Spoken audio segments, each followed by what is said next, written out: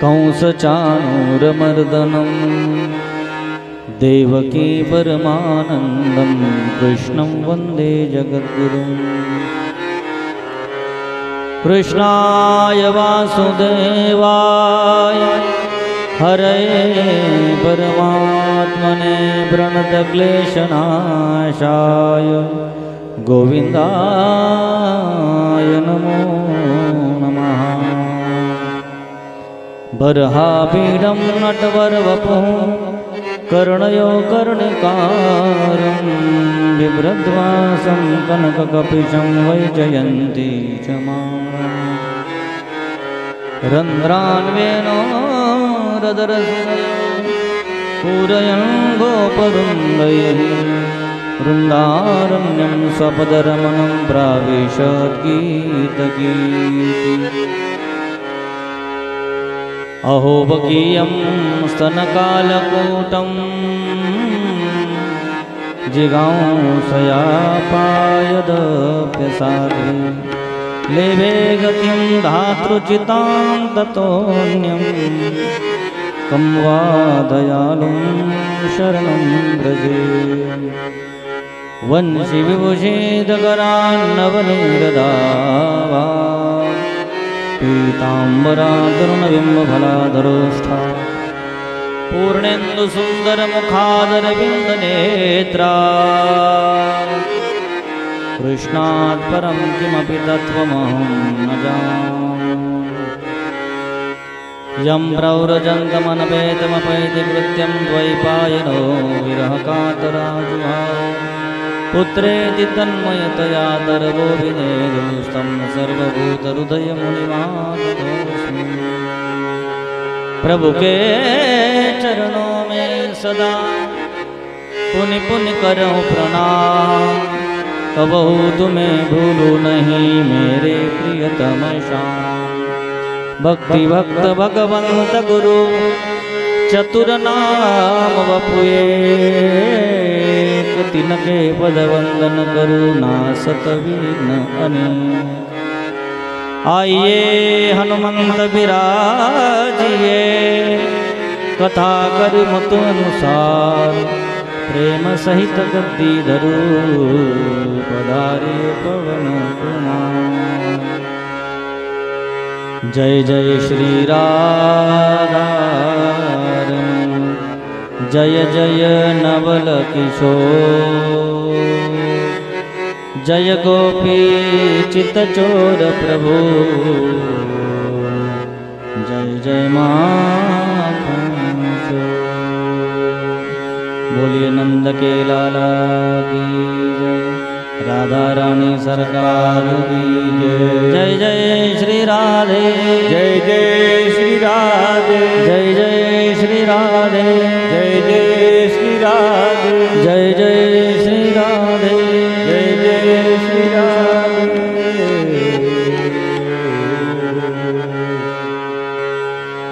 परम मंगलमय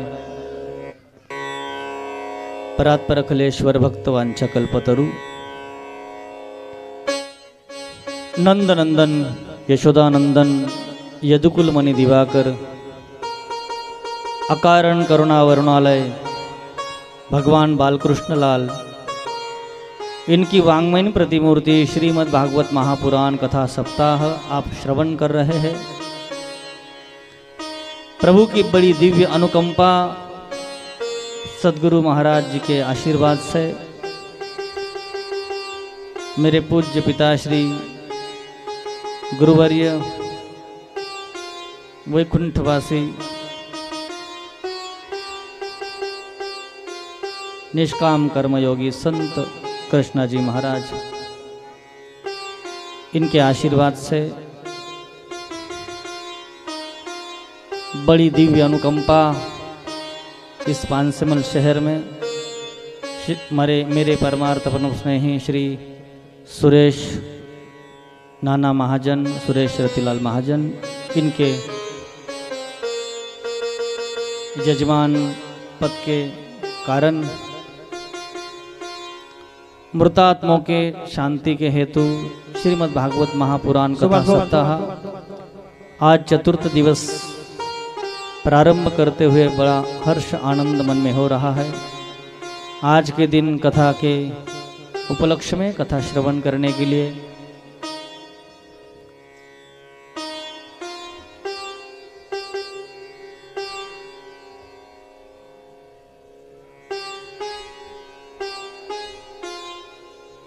आइए प्रभु।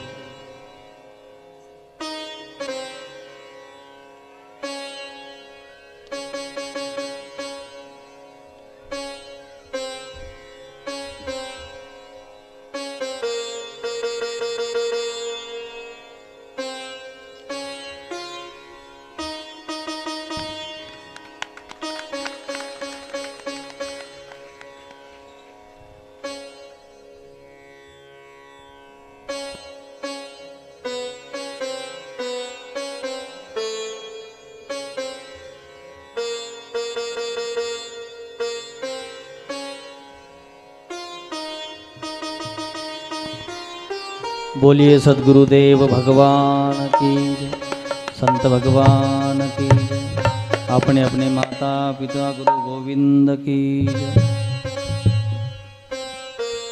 नाना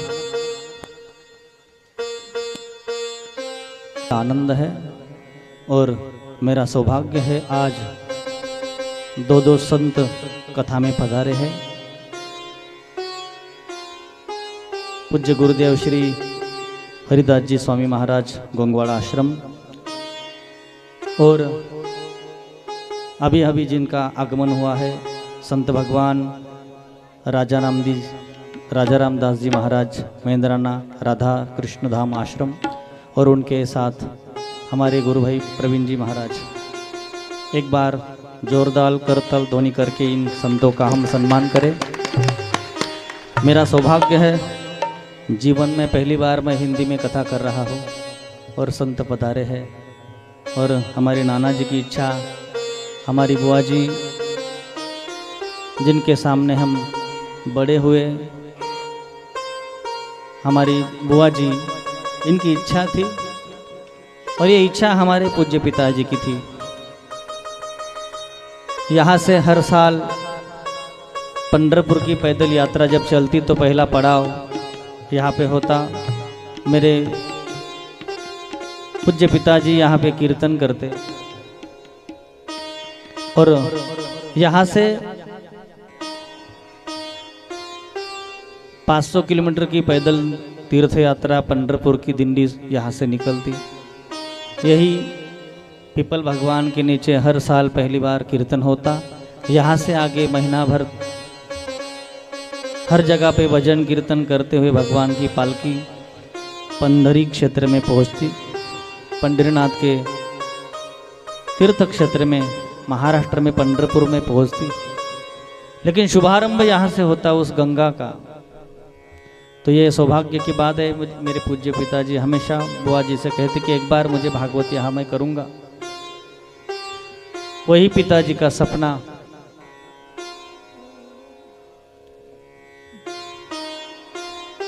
भगवान की इच्छा से, भगवान की दिव्य अनुकंपा से ये योग श्रीमद् भागवत महापुराण कथा श्रवण करने का, कथा कहने का मेरा योग है। आप बड़े भाग्यवान हैं। वैशाख मास है, शुक्ल पक्ष है, भगवान की बड़ी दिव्य अनुकंपा है।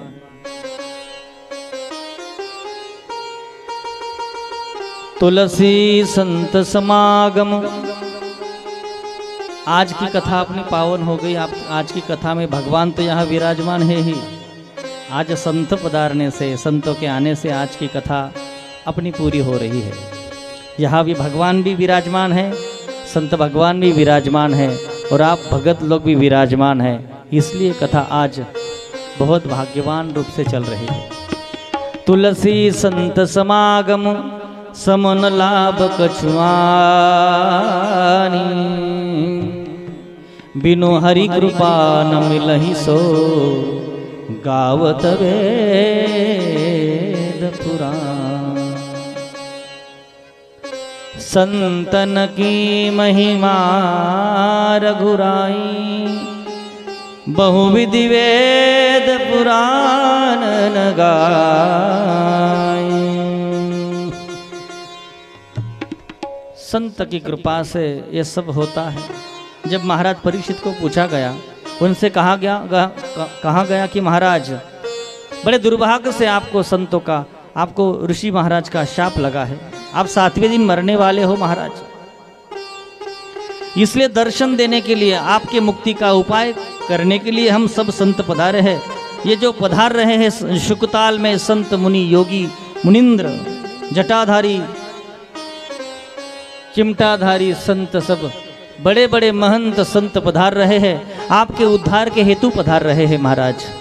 दुर्भाग्य है, आपको 7वें दिन मरने वाले हो आप। 7वें दिन आपको तक्षक रूपी सर्पदंश करने से कारण आपकी मृत्यु होने वाली है। इसलिए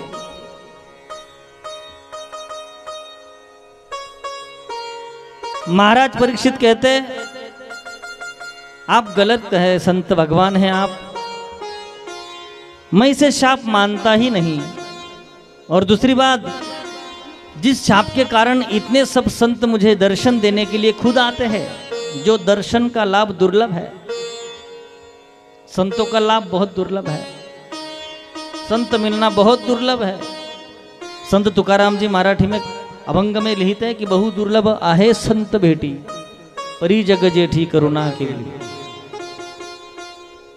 संतों की भेंट दुर्लभ है, लेकिन आप इतने संत एक साथ, उसमें शुकाचार्य महाराज जी का भी आगमन हुआ, इतने संत एक ही बार में मिलना, ये संत दर्शन देने के लिए खुद आए हैं। ये दुर्भाग्य नहीं, ये तो शाप अगर नहीं लगता तो इतने संतों की मुझे भेंट नहीं होते, इतने संतों का मुझे दर्शन नहीं होता। और जिस चीज में संतों का दर्शन हो जाए वो तो सौभाग्य की बात है, बहुत बढ़िया, वो तो सौभाग्य की बात है।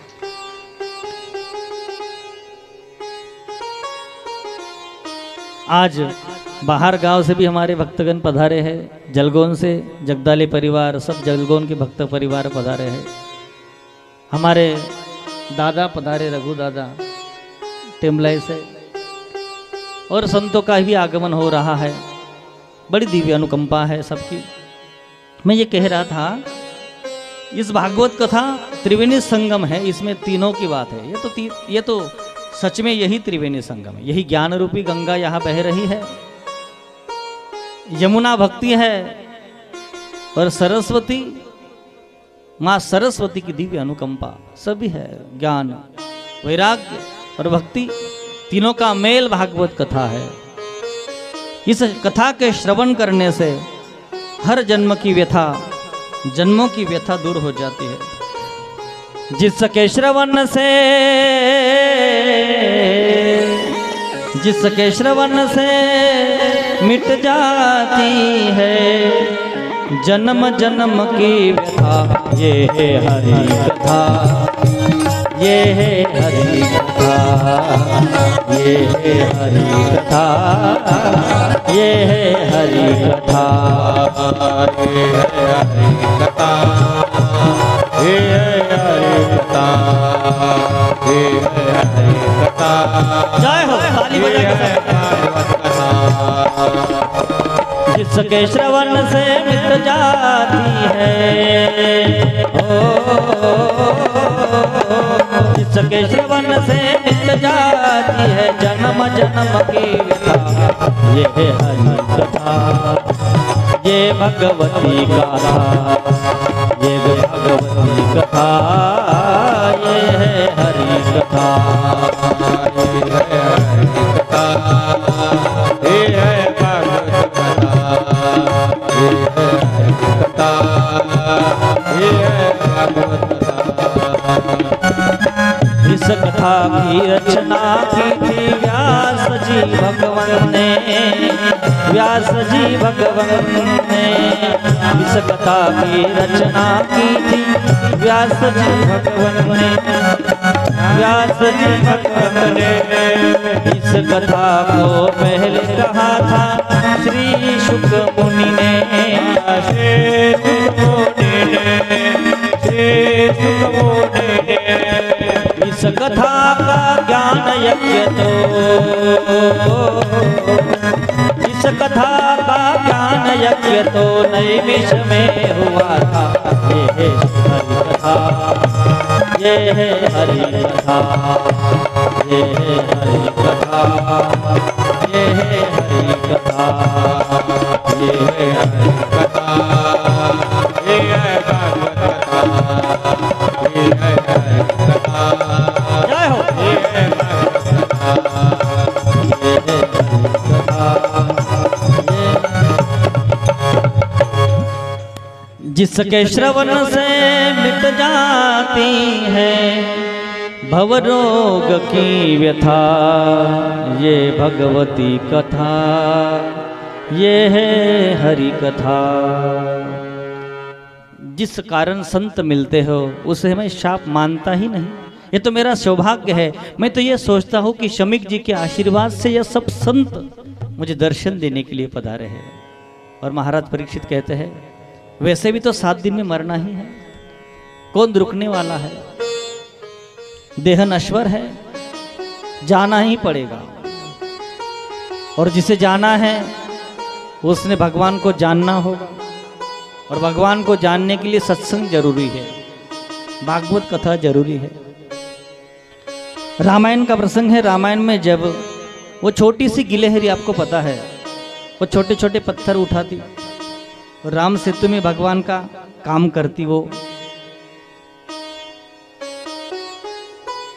हुआ ये एक वानर के पैरों में वो आ गई काम करते हुए, क्योंकि छोटा सा जीव है, नन्हा सा जीव, उस जो पत्थर डाल रहा था समुद्र में, उस वानर के पैरों में वो आ गई, उसे तकलीफ हुई, वो चिल्लाकर उठी। दूसरे ने कहा ये क्या करता है, वो अचेतन हो गई। हालांकि वो जिंदा थी लेकिन अचेतन हो गई। लोग सबको पता था कि ये भी छोटे छोटे पत्थर डाल रही है, उसको देखे बाकी के हंसते, देखो भगवान राम जी का, राम का काम कर रही है, छोटी भी है लेकिन काम कर रही है। कार्यकर्ता बड़ा हो या छोटा हो उससे कोई फर्क नहीं पड़ता, कार्यकर्ता ही होता है। भगवान के कार्य में सहयोग करता है, वो छोटा हो या बड़ा, वो अमीर हो या गरीब, वो बात नहीं, लेकिन काम किसका कर रहा है, भगवान का कर रहा है। उस गिलहरी को राम जी के पास हाथों में लेकर ले जाया गया। प्रभु देखो क्या हुआ, बोले इसने पैर रख दिया। जिसने पैर रखा था बेचारा राम जी के सामने खड़ा हुआ अपराधी की तरह, मुझसे गलती हो गई, मैंने राम के काम करने वाले पर पैर रखा है, मुझसे गलती हो गई, अगर ये मर जाएंगे तो मुझे कितना पाप लगेगा।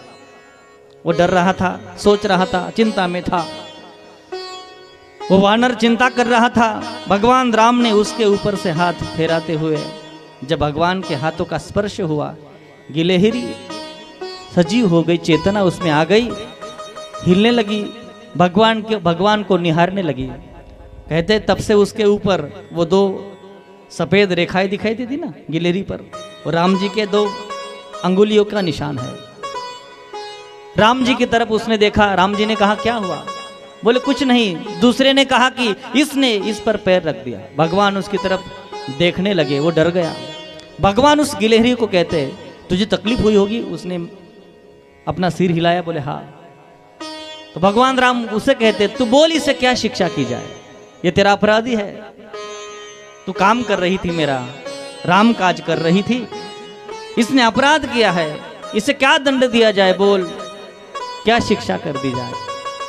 वो गिलहरी कहती प्रभु इसे दंड देने का कोई काम नहीं, इसे शिक्षा देना नहीं चाहिए, मैं तो मुझे नीचे आप उतारिए, मैं इसके चरण छूना चाहती हूँ। बोले क्यों, इसने तुम्हारे ऊपर चरण रखे, तुम इसके चरण छूना चाहती हो। वो गिलहरी बोली प्रभु जिसके कारण मैं भगवान के पास आ गई, भगवान की गोदी में आ गई, वो तो मेरे लिए संत भगवान है। भगवान क्या करते हैं, जीव को भगवान के पास भेज देते हैं। बिन हरि कृपा न मिलहि सो गावत वेद पुराण। संत के बिना भगवान नहीं मिलते।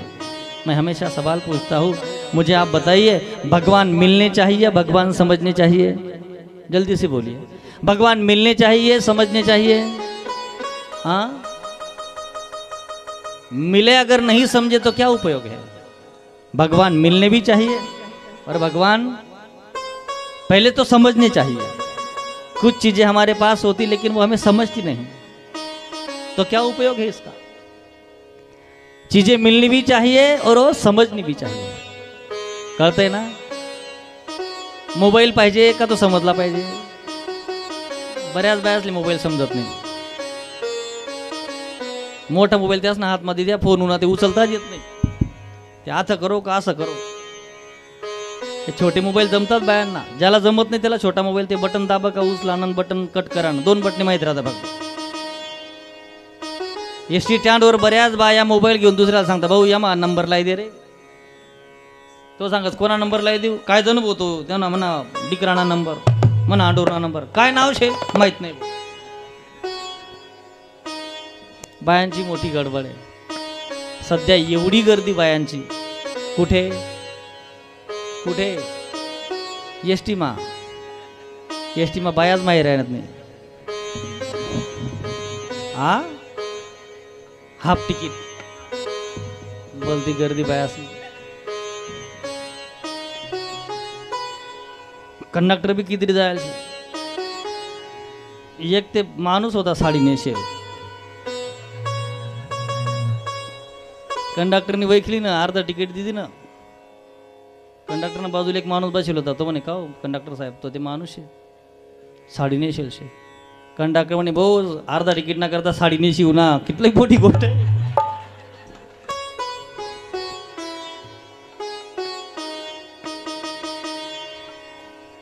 भागवत कथा बड़ी पावन कथा है। भगवान व्यास ने 18 पुराणों की रचना की, सबसे आखिरी पुराण भागवत है। भागवत के बाद व्यास महर्षि ने 19वां पुराण नहीं लिखा, बस भागवत कथा परिपूर्ण कथा है। पूर्ण अवतार राम कृष्ण दौहे कहे, अंतर नहीं निवेश, इनके नयन गंभीर है, उनके चपल विशेष। महती कृपा है भगवान की।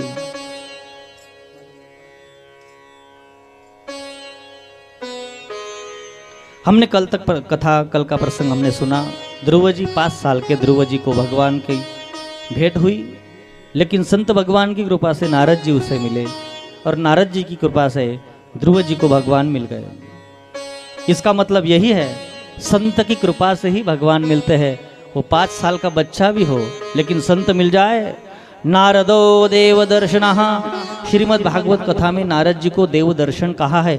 जिसे नारद जी मिले उसे भगवान मिलने ही वाले हैं, मिलेंगे ही। इसलिए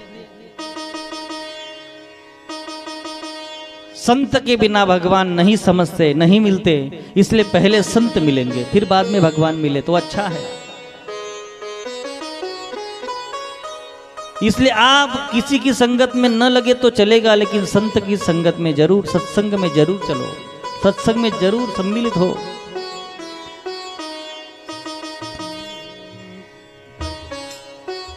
संतन के संग लाग रे तेरी अच्छी बनेगी, संतन के संग लाग रे तेरी अच्छी बनेगी, संग लाग रे तेरे अच्छी बनेगी, संतन के संग लाग रे तेरे अच्छी बनेगी, अच्छी बनेगी तेरी बिगड़ी बनेगी,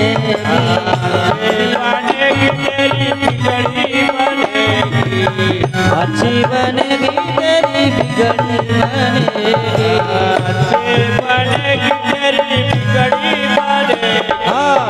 हरि सुमिरन में लाग रे तेरे अच्छे बनेगी, संतन के संग लाग रे तेरे अच्छे बनेगी, संतन के संग लाग रे तेरे अच्छे बनेगी। ताली बजा के सुनिए सुनिए, ऊपर हाथ उठा के ताली बजाने का मतलब है भगवान की शरणागति। ध्रुव जी की बन गई, प्रहलाद जी की बन गई, जी के बन गए, प्रहलाद जी की बन गई, ध्रुव जी की बन गई, प्रहलाद जी की बन गई। रोज के बन गए प्रहलाद जी के बन गए। हरि सुमिरन में लाग रे तेरी अच्छी बनेगी। हरि सुमिरन में लाग रे तेरी अच्छी बनेगी। जय हो तेरे अच्छी बनेगी। संतन के संग लाग रे तेरे अच्छी बनेगी।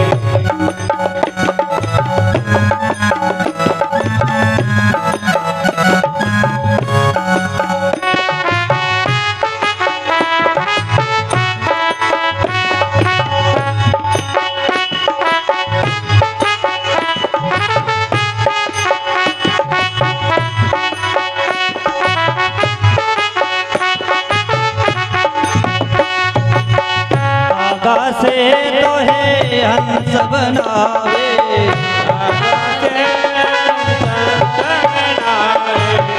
कागा से तो है हंस बनावे।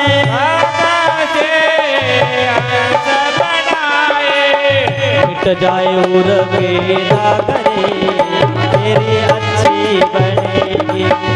मिट जाए उर बेड़ा करे तेरी अच्छी बनेगी।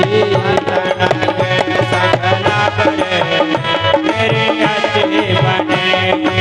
संतन के सकला करे तेरी अच्छी बनेगी।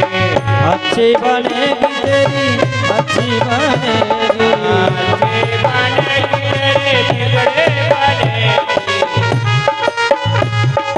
संतन के सकला करे तेरी अच्छी बनेगी। संतन के सकला करे तेरी अच्छी बनेगी। मोहन श्याम जग जग सोए। मोहन श्याम जग सोए। मोहन श्याम सोहन मोहन श्याम जाग सके तो अब जाग रे तेरी अच्छी बनेगी। संतन के सकला करे तेरी अच्छी बनेगी। संतन के सकला करे तेरी अच्छी बनेगी। संतन के सकला करे तेरी अच्छी बनेगी। संतन के सकला करे अच्छी बनेगी। संतन के सगलाग रे तेरी अच्छी बनेगी। ध्रुव जी की वंश में आगे चल के महाराज उत्कल हुए। उनके बेटा महाराज अंग। अंग महाराज बड़े धर्मात्मा थे, लेकिन अंग महाराज के आगे चल के उनके पुत्र का नाम हुआ वेन, महाराज वेन। वेन महाराज बड़े दुष्ट थे। उनकी हिंसा की प्रवृत्ति थी, उन्हें हिंसा बहुत अच्छी लगती थी। वन में जाके शिकार करते, अपराधी को कड़ी शिक्षा करते हैं, उसे फांसी दे देते। वेन महाराज की हिंसा की प्रवृत्ति को छोड़ने के लिए वहां नारद जी पधारे। नारद जी ने उसे पुरंजन आख्यान कहा।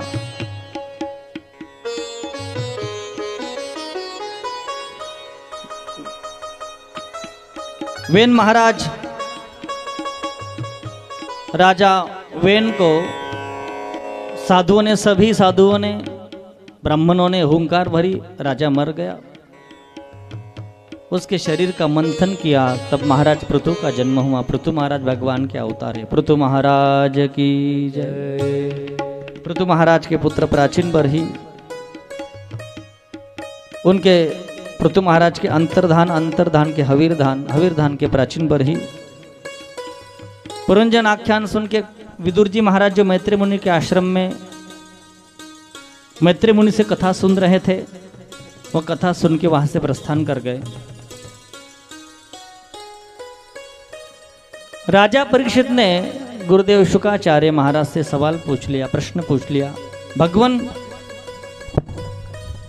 उत्तानपाद राजा के वंश की कथा आपने कही, लेकिन प्रियव्रत कौन है? मनु महाराज स्वयंभू मनु और उनकी रानी महारानी शत्रुपा, ये पहला दाम्पत्य है। इनके कारण ही हम सब मनुष्य रूप में, हम मनु की संतान है, इसलिए मनु की संतान है, इसलिए हमें मानव कहा गया है। मनुष्य जातवाहा इति मानवाहा। पृथु महाराज ने इस भूमि को, बंजर भूमि बन गई थी वे इनके कारण। अगर राजा दुराचारी हो तो प्रजा भी दुराचारी हो जाती है। महाराज पृथु धर्मात्मा थे, भगवान के ही अवतार थे। उन्होंने पृथ्वी का नियोजन किया, इसलिए इस भूमि का एक नाम पृथ्वी भी है। भगवान ने अवतार लेके भूमि को अपनी पुत्री माना, इसका नियोजन किया, इसलिए इसे पृथ्वी कहा गया। महाराज परीक्षित पूछते, महाराज प्रियव्रत कौन है? सुनिए, प्रियव्रत शब्द में ही अर्थ है। कभी कभी ऐसे होता है कि सवाल में ही जवाब छुपा होता है। प्रियव्रत क्या लगता है आपको? प्रिय व्रत, इसका अर्थ क्या है? कभी कभी सवाल में ही जवाब होता है। जो सवाल है वही पे जवाब होता है। प्रियव्रत कौन है? जिसके जीवन में व्रत प्रिय है, उसका नाम प्रियव्रत। जो आदमी व्रत करता है, उपासना करता है, कुछ लोग कुछ नहीं करते, उपासना बिल्कुल नहीं करते। महिलाएं बहुत उपास करती हैं, महिलाएं बहुत व्रत करती है। और एक बात कहूँ आपको, सबसे ज्यादा व्रत वैकल्य, व्रत उपासना कौन करता है? पुरुष ज्यादा करते हैं, महिलाएं? सबसे ज्यादा भीड़ किसकी है मंदिर में, कथा में? देखो ना आप, महिलाएं ज्यादा आई है, पुरुष नहीं आए। और एक बात कहूं मैं आपको, सुनिए, स्त्री अर्धांगिनी है, पुरुष पूर्ण पुरुष है। आप कथा सुनते हैं, आधा ही पुण्य मिलता है। अगर वो आएंगे तो पूरा पुण्य मिलेगा, उनका भी आधा मिलेगा, तब पूरा हो जाएगा। सुनते हैं? इसलिए आज चतुर्थ दिवस है, चौथा दिवस है, कल पांचवा दिवस, कल मेरे लाला का जन्मदिन है। बाकी बिहारी आएंगे कल कथा में, कृष्ण जन्म की कथा है कल। कल सभी जन आना, सभी जन आएंगे, सब आएंगे, सब दोनों साथ में आना कल कथा में। अगर वो आज कल नहीं आएंगे तो आज से एक काम करना, मैं कह रहा हूँ आपको, अगर आपको कथा का पूरा फल, पूरा पुण्य चाहिए तो घर जाने के बाद आपको 2 घंटे की कथा में जो सबसे ज़्यादा अच्छा लगेगा प्रसंग, कोई बात आपको बहा जाएगी कथा सुनते हुए, उस बात को याद रखना और घर जाके उसको उठा के उनके कान में 10 मिनट कथा, और जो आपको अच्छी बात लगी है रात्रि जाके ही उनको कहना, जरा जागिए 5 मिनट के लिए, और उनको कथा कह देना। ऐसे 3 दिन तक आप अगर करेंगे तो सारी 7 दिन की कथा का फल उससे घर लेटे लेटे मिल जाएगा। क्या करना है? सिर्फ 10 मिनट यहाँ से कथा में जो प्रसंग आपके हृदय में भाया है, मन में भाया है, वो प्रसंग घर जाके आपको सुनाना है। जमेगा? करेंगे आप ऐसा?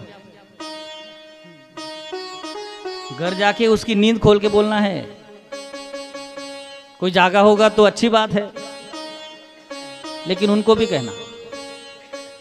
ऐसा 2 दिन आप करेंगे तो कल नहीं आएंगे, लेकिन परसों आ जाएगा वो, क्योंकि वो सोचेगा हर दिन नींद टूटने से अच्छा है वहां जाके कथा सुनूं। लेकिन कल कृष्ण जन्म है, सब लोग आएंगे, मेरे लाला का जन्म है। बहुत ही, हम तो कहते मेरे जीवन में 2-4 घटना ऐसी है, मैं हमेशा कहता हूँ जिसे संतान नहीं है वो कन्हैया का पालना हिलावे, तो भगवान कृपा करके उसके घर में ही पालना हिलता है। कुछ लोगों को हुआ है ऐसा मेरे जीवन में, जिसकी भावना जैसी रही, जाकी रही भावना जैसी, प्रभु मूरत देखी तिन तैसी। प्रियव्रत कौन है? बोले जिसके जीवन में व्रत प्रिय है, जो व्रत से जीवन जीता है, नियम से जीवन जीता है। अच्छी प्रतिज्ञा करो। प्रियव्रत, व्रत मतलब प्रतिज्ञा, जिसके जीवन में अच्छी प्रतिज्ञा है, मैं ये करूंगा, मेरे जीवन में भगवान की भक्ति करूंगा, मैं तीर्थ यात्रा करूंगा, यही जिसकी सोच है।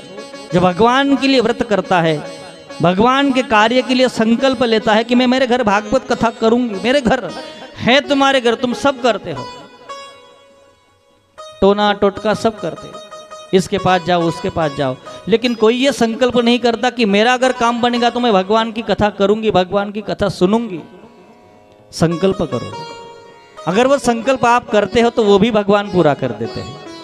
संकल्प करो, प्रतिज्ञा करो, उसे ही कहते प्रियव्रत जिसके जीवन में प्रतिज्ञा पूर्ण है, प्रतिज्ञा करता है भगवान आपको जो भाएगा मैं ऐसा करूंगा। और हाँ, भगवान गीता में कहते हैं, हे अर्जुन, ये यथा माम प्रपद्यन्ते तांस्तथैव भजाम्यहम्, यो यो याम्यहं तनु भक्त श्रद्धयार्चितुमिच्छति तस्य तस्य चलाम्य श्रद्धाम तामेव विदधाम्यहम्। जो जैसी मुझ में श्रद्धा रखता है मैं उसकी श्रद्धा वैसे बन के पूरा करता हूँ, जिसकी जैसी भावना। भगवान मांगना है तो दुनिया से मत मांगो, क्योंकि दाता एक राम भिखारी सारी दुनिया। मांगना है तो भगवान से मांगो। और एक बात, महिलाएं मेरी बात सुन ले, आप कथा सुनने वाली माता शक्ति आप सुन ले, अपना कितना भी दुख हो, दुख सिर्फ दोनों को बताना, एक सदगुरु को बताना और भगवान को बताना, तीसरे को नहीं बताना, तीसरे को दुख बिल्कुल नहीं बताना। महाराज दशरथ जी को संतान नहीं थी, उन्होंने अपना दुख किसे कहा? एक बार भूपति मन माही भई ग्लानि हमरे सुत नाही। कहा गए वो? गुरुदेव को बताने गए, वशिष्ठ ऋषि को। गुरुजी ने कहा, धरहु धीरज होई है सुतचारी, त्रिभुवन विदित भगत भव भयहारी। चिंता मत करो, अपना दुख भगवान को या गुरु को, दोनों को ही बताना, पड़ोसी को मत बताना। आपकी जो पड़ोसन होगी ना उसको मत बताना। लेकिन बहुत सी महिलाएं क्या करती, किसको बोलती? उसे बुलाती, उसे सारा दुख। बूढ़िया तो बहुत गलती करती, यहाँ पे बूढ़ी बैठी ना, बूढ़ी माँ बहुत गलती करती, उस अपनी पड़ोसी को बोलती कि मेरी बहू बहुत खराब है, मेरी बहू बहुत खराब है, सारी भगवान ऐसी बहू किसी को न दे। वो सुन लेती, आप बताते बताते रोज रो पड़ती, वो भी सुनते सुनते रो लेती, और आपकी बहू को हंसते हुए कहती कि तेरी सास मुझे ये कह रही थी। समझते हो आप? ऐसी बात हो जाए। अपना दुख भगवान को या संत भगवान को बताना, और जीवन में अच्छा कुछ संकल्प कीजिए। संकल्प परमात्मा। भागवत कथा तो कल्पतरु है। कल्पतरु मतलब पता है? कुछ वृक्ष, वो कल्पतरु वृक्ष ऐसा होता है, उस वृक्ष के नीचे बैठकर आप जो भी संकल्प करेंगे वो पूरा होगा। मेरे भागवत नारायण आपका संकल्प जरूर पूरा करेंगे, लेकिन आप संकल्प करो, भजन करो, संकीर्तन करो, उनकी कथा का श्रवण करो। व्रत जिसके जीवन में प्रिय है, प्रियव्रत महाराज के अग्निद्र राजा हुए। अग्निद्र महाराज के महाराज नाभि हुए। नाभि महाराज के घर ऋषभ देव जी का जन्म हुआ, जो जैनों के पहले तीर्थंकर है। 24 तीर्थंकरों में ऋषभ देव जी महाराज। ऋषभ देव जी महाराज के 100 संतान थी। उन्होंने एक दिन अपने संतानों को, अपने सब बच्चों को उन्हें बुलाया और उनको कहा, 100 में से मुझे एक को राजगद्दी देनी है, जो मेरे सवालों का जवाब अच्छा देगा मैं उसे राजगद्दी पर बिठाऊंगा, मेरा सिंहासन, मेरा उत्तराधिकारी उसे बनाऊंगा। बोलिए पिताजी क्या प्रश्न है? महाराज ऋषभदेव अपने बच्चों से पूछते हैं, बोलिए इस नर्तन का उपयोग क्या है? ये नर्तन किस लिए हमें मिला है? ये नरदेह हमें क्यों मिला है? इस नरदेह का प्रयोजन क्या है? सभी बच्चों ने अलग अलग जवाब दिया। कुछ बच्चों ने कहा, कुछ बेटों ने उनके कहा, पिताजी नरदेह मिला है और तो खाना चाहिए, बहुत अच्छा अच्छा खाना चाहिए, खाना चाहिए और सोना चाहिए, खाओ पियो मौज करो, ये फिर मिलने वाला नहीं है। ऋषभ देव जी कहते, बेटा तुमने सही कहा, ये फिर मिलने वाला नहीं है। नरदेह दुर्लभ है, मिले न बारंबार, तरुवर से जो पत्ता गिरे बहुरी न लागे डार।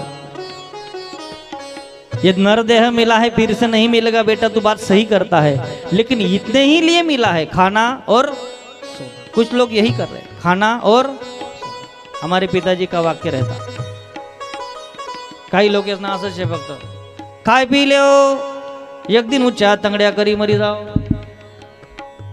अन्न म्हणायची नाही। देव नाही, धर्म नाही, एकादशी नाही, पंढरपूर नाही, आखाची नाही, दिवाळी नाही, काहीच माहित नाही त्याला, फक्त नाचानं आणि खावानं। लग्नात भारी नाचतात ते लोक, एवढ्यासाठी जन्म आहे। यह तन कर फल विषयन भाई, साधन धाम मोक्ष करी द्वारा। सुंदर उपदेश किया ऋषभदेव महाराज ने अपने बच्चों को। किसी ने कुछ कहा, किसी ने कुछ कहा। ना हम देहो देह भाजा नृलोके, कष्टान कामान नरहते विदं भुजाए। तपो दिव्यम पुत्र कायेन सत्यम, शुद्धेन दद्यात् ब्रह्म सौख्यम तपंतम।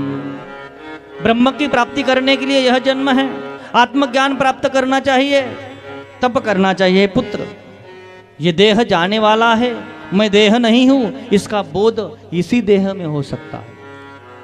परमात्मा ने हमें ये देह दिया है। देवे दिला देह भजना गो मोठा, तो या झाला फाटा बादी कैसा।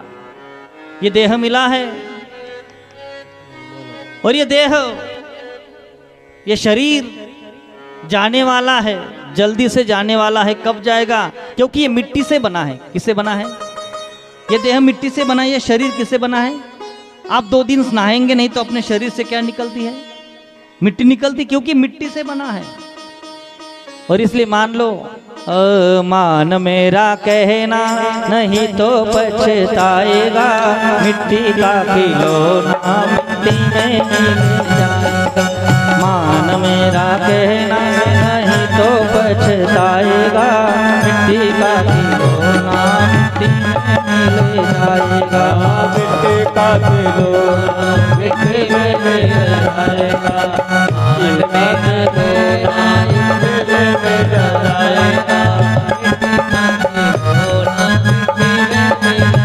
गौर से सुनिए भजन। मान मेरा कहना नहीं तो पछताएगा, मिट्टी का खिलौना मिट्टी में मिल जाएगा। मान मेरा कहना आएगा, मिट्टी का खिलौना मिट्टी में मिल जाएगा। बेटा बेटा क्या करता है, बेटा बेटा क्या कहता है। भजन जरा गौर से सुनिए, बहुत बढ़िया है, बहुत प्यारा है। बेटा बेटा क्या करता है, बेटा बेटा क्या कहता है। बेटा तेरा एक दिन बहू का हो जाएगा, मिट्टी का खिलौना मिट्टी में मिल जाएगा। एक दिन बहू का हो जाएगा, मिट्टी का खिलौना मिट्टी में मिल जाएगा। बेटी बेटी क्या करता है, बेटी बेटी क्या करता है। बेटी बेटी क्या करता है। बेटी बेटी क्या करता है। बेटी तेरी एक दिन जमाई ले जाएगा, मिट्टी का खिलौना मिट्टी में मिल जाएगा। मन मेरा कहना नहीं तो पछताएगा, मिट्टी का खिलौना मिट्टी में मिल। हरि बोल। मन मेरा कहना नहीं तो पछताएगा, मिट्टी का खिलौना मिट्टी में मिल जाएगा। मिट्टी का खिलौना मिट्टी में मिल जाएगा। मिट्टी का खिलौना मिट्टी में मिल जाएगा।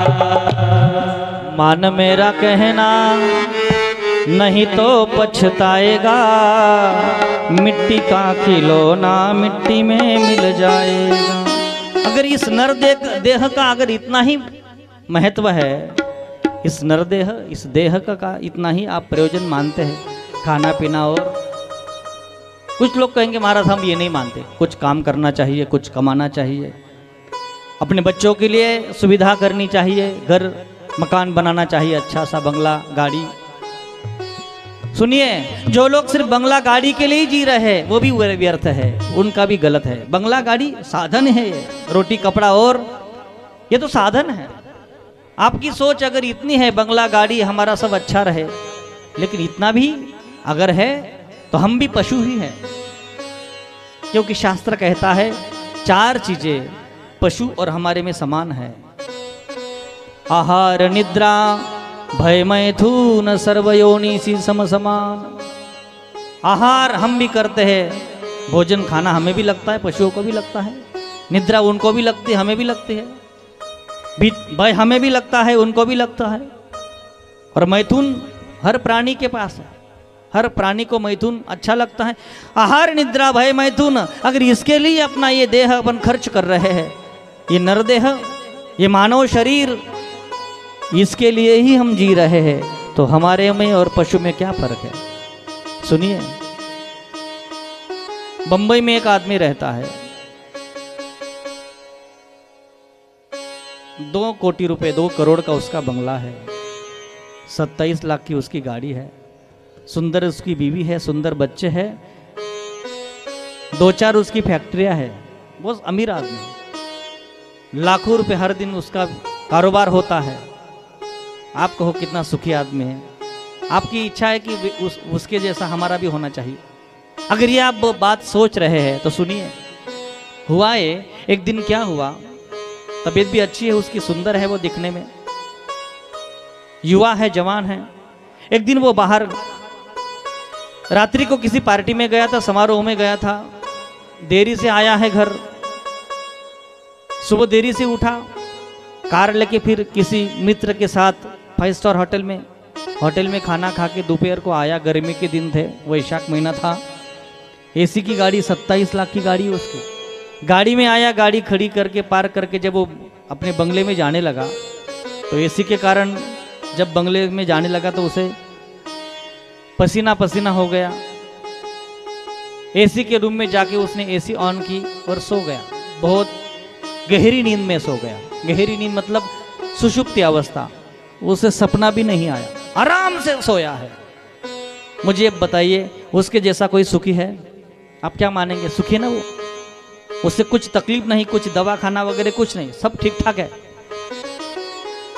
आप क्या कहेंगे? वही सुखी आदमी, वैसा ही जीवन अपना चाहिए। अगर जीवन का इतना ही लक्ष्य है तो सुनिए, उसके बंगले के पीछे एक मेन रोड है, और मेन रोड के दोनों बाजू में नाली है, नाली। उस नाली में एक सूकर, वराह, आप क्या बोलते उसे? सुकर ही बोलते ना, डुक्कर, सुअर। एक सुअर उस नाली में सुबह से घूमते घूमते उसे भूख लगी थी बहुत, उसने, नाली में सुअर क्या खाता है आपको पता है, तो उस सुअर को भी गर्मी लगने लगी। उसने क्या किया मालूम है?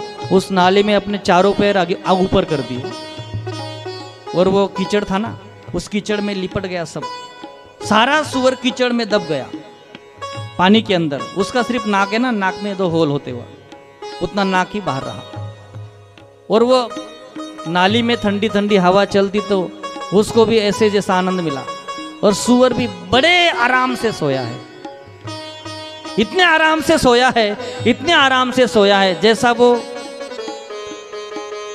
जो सोने का सुख उसे, वही सोने का सुख इस सुअर को। दोनों के सोने का आनंद सेम है, कोई फर्क नहीं दोनों के सोने के सुख में, दोनों के सोने के सुख में कोई अंतर नहीं है, फर्क नहीं है। आप बताइए, अगर इतना ही हमारा जीवन का लक्ष्य है तो हम में और उसमें क्या फर्क है? समझ रही बात आपको? कुछ लोग इतना ही सोचते कि बस खाना पीना, ज्यादा पैसे कमाओ, बंगला गाड़ी, बस इतना ही अगर इस जीवन का लक्ष्य है तो भैया जीवन व्यर्थ चला जाएगा। इस ही जीवन में भगवान को हम पा सकते हैं, हम भक्ति यही जीवन में कर सकते हैं, ये फिर से मिलने वाला नहीं है। यही तन खर फल विषय न भाई। ये देह पुनः मिलने वाला नहीं, पुनः नहीं मिलेगा, फिर नहीं मिलेगा। नर देह दुर्लभ है और इसी जन्म में भगवान का भजन होगा। नर कुछ करने करे सो नर का नारायण हो। और ये भगवान ने हमें, अल्लाह ने क्यों दिया? कबीर जी गाते हैं, औट हाथ का मानव देह अल्लाह ने तुझे दिया, खाया पिया सुख से सोया नाक जमाना खोया, खाया पिया सुख से सोया नाक जमाना खोया। औट हाथ का मानव देह अल्लाह ने तुझे दिया, खाया पिया सुख से सोया नाक जमाना दिया। कमल मुख राम भजन को दिया, कमल मुख राम भजन को दिया। लख 84 फेरे फिर कर सुंदर नर तुम माया, सुंदर नर दे पाया, सुंदर नर दे पाया। खाया पिया सुख से सोया नाक जमाना खोया। कमल मुख राम भजन को दिया, कमल मुख राम भजन को दिया, कमल मुख राम भजन को दिया, कमल मुख राम भजन को दिया। इस देह का क्या अर्थ है? अपने 100 में से महाराज ऋषभ देव के जो ज्येष्ठ पुत्र है महाराज भरत, उन्होंने कहा पिताजी इस नरदेह का यही मतलब है आप जो कह रहे हैं। उन्होंने अच्छे सवालों के जवाब दिए। महाराज ऋषभ देव ने अपने पुत्र भरत को राजगद्दी पर विराजमान किया। उनका अभिषेक करके सन्यास लेके वन में चले गए। आत्मज्ञान के हेतु वन में विचरण करने लगे, सत्संग करने लगे। आत्मज्ञान हुआ, मैं देह नहीं हूँ, ये भाव उत्पन्न हुआ। मैं नहीं मेरा नहीं यह तन किसी का है मिला, जो भी अपने पास है वह धन किसी का है मिला। मैं नहीं मेरा नहीं, यही है माया का अर्थ। मैं नहीं मेरा नहीं, मैं भगवान का हूँ, मैं राम जी का हूँ, राम जी हमारे हैं। आत्मज्ञान प्राप्त हुआ उन्हें। जंगल में भ्रमण करते रहे, कपड़ा सर पे नहीं, क्योंकि कपड़ा नहीं रहा। अगर मैं देह नहीं हूं तो देह का क्या भान रहेगा, देह भूल गए। वन में विचरण करते करते ऋषभ देव महाराज का वहीं से जैन मत प्रारंभ हुआ, दिगंबर और श्वेतंबरी जैन मत। भरत महाराज भी जब उनका बहुत दिनों के बाद उनके पुत्र सुमति का उन्होंने ब्याह किया, युवराज सुमति को राज्याभिषेक करके भरत महाराज भी वन में चले गए। गंडकी नदी के किनारे उन्होंने पर्णकुटी बनाई और कुटिया में भगवान का चिंतन करने लगे। आत्मज्ञान प्राप्त होने की कगार पे आत्मचिंतन करते हुए एक बार ये हुआ, गंडकी नदी में जब वो स्नान करने गए तब के हिरन पानी पीने के लिए, जल पीने के लिए जब आई, शेर की दहाड़ सुनकर, जब शेर की दहाड़ सुनकर हरण बहुत भीरू होती है, उसने जल में नदी में छलांग लगा दी। नदी में बहने लगी। वो गर्भावस्था में थी, उसका गर्भ पानी में बहने लगा। हरण उस पार जाके हिरन तो मर गई, लेकिन भरत महाराज जब सूर्य को अर्घ्य दे रहे थे, उस हिरन का गर्भ बहते हुए उनके पास आया। उन्होंने उसे बाहर लेके आए और उसका पालन करने लगे। परहित बस ही जिनके मन माही, तिनके जग दुर्लभ कछु नाही। हिरन के बच्चे को अपनी कुटिया में लेके आए, उसका संगोपन करने लगे, पालन पोषण करने लगे। लेकिन हुआ ये, जब अंतिम समय में प्राण छूटने वाला था तब उस हिरन का उन्हें मोह हो गया। कहाँ गया होगा? हिरन तो चला गया, जंगल में चला गया। अरे कहाँ गया? उसे शेर ने खा लिया कि क्या? कहाँ गया? प्राण छूटते समय भगवान का स्मरण होना चाहिए था, लेकिन हुआ ये, हिरन का स्मरण हुआ प्राण छोड़ते समय। इसका परिणाम ये हुआ, हम मरते समय अंतमति सा गति। इसलिए हम कल भजन गा रहे थे, इतना तो करना स्वामी जब प्राण तन से निकले।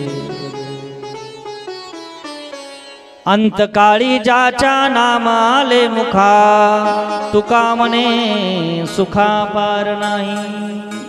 जन्म घेणे लागे वासनेच्या संगे, जैसी वासना वैसा जन्म, म्हणून वासना चांगली ठेवा। बऱ्याच लोकांना मरताना बरं का माय इथे सगळेजण मरणारे आहेत। मरण धर्म आपला धर्म आहे या देहाचा। वरती बोट करा बरं, कोण कोण मरणार आहे।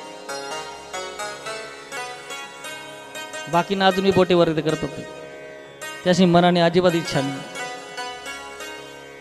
मरावं तर लागेच ना माय। आणि मरणाऱ्यांसाठी जी कथा आहे, ज्याला मरायचं नसेल त्याने कथा ऐकायची नाही। भागवत कथा शिकवते मरावं कसं, चांगलं मरण यावं हेच महत्वाचं आहे। ऐका ना माय, जन्म होऊन जातो, जन्म घेणे लागे वासनेच्या संगे अंतमती सागती। मरताना तुमची जशी वासना असेल, म्हातारी खाटीवर पडलेली शेवटचा श्वास, आणि मग तुम्ही काय करता?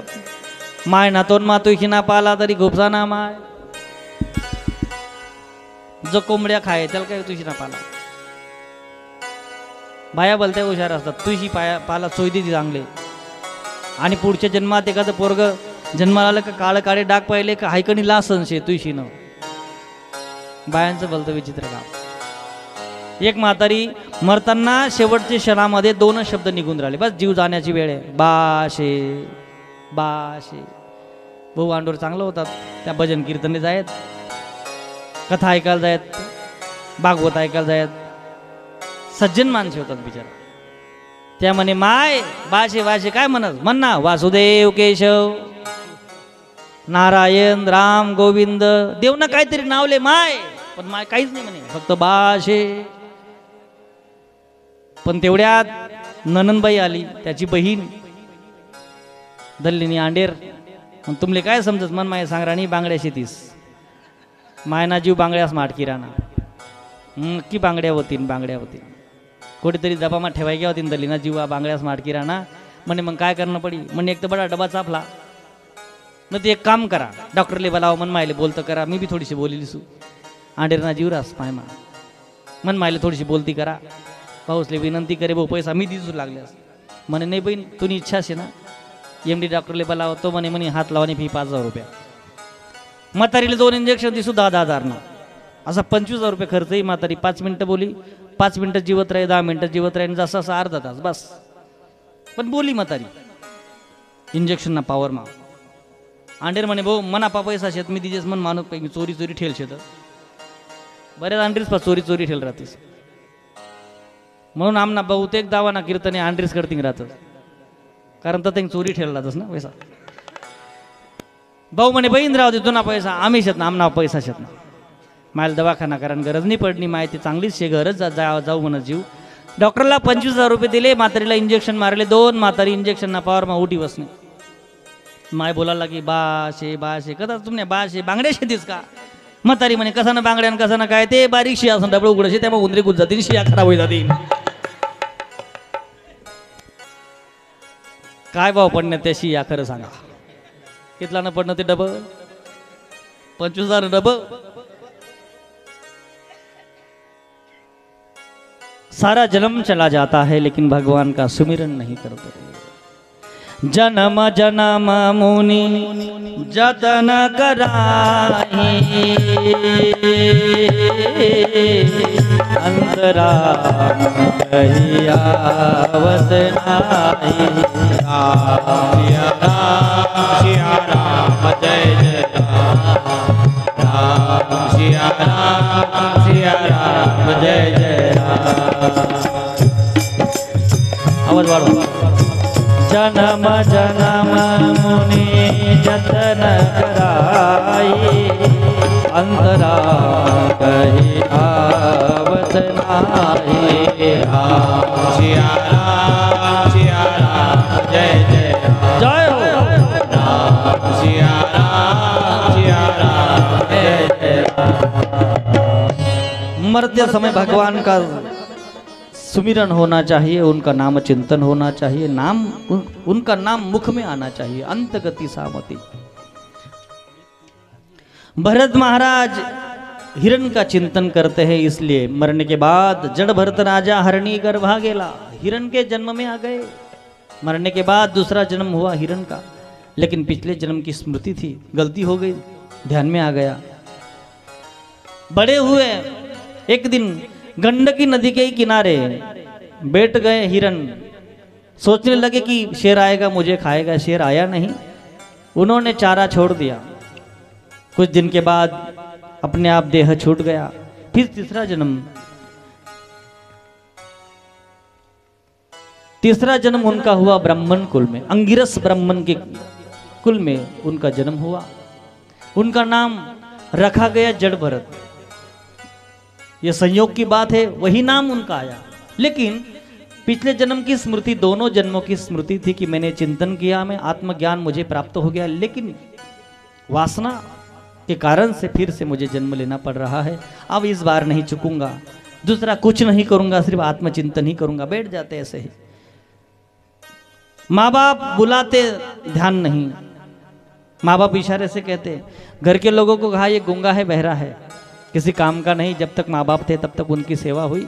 माँ बाप के जाने के बाद भाइयों ने कहा कि बोले ये हमारा कुछ काम का नहीं है, घर के बाहर निकाल दिया। चलते हैं, कोई चिंता नहीं, क्योंकि मैं वो जिससे तकलीफ हो रही वो मैं नहीं हूं, चिंता नहीं है। चल रहे वन में विचरण करते जड़ भरत महाराज। चाह नसी चिंता नहीं मनवा बे परवाह, जिसको कछु न चाहिए वही शहंशाह।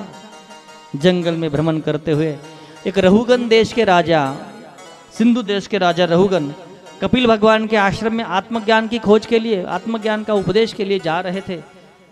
पालकी में विराजमान होकर राजा जा रहा था। उसके पालकी का जो कहार था उसकी तबीयत बिगड़ गई, पालकी रुक गई, सफर रुक गया। बोले कोई जो मिले उसे लेके आओ, सारी प्रजा ही मेरे सेवक है, मेरे दास है।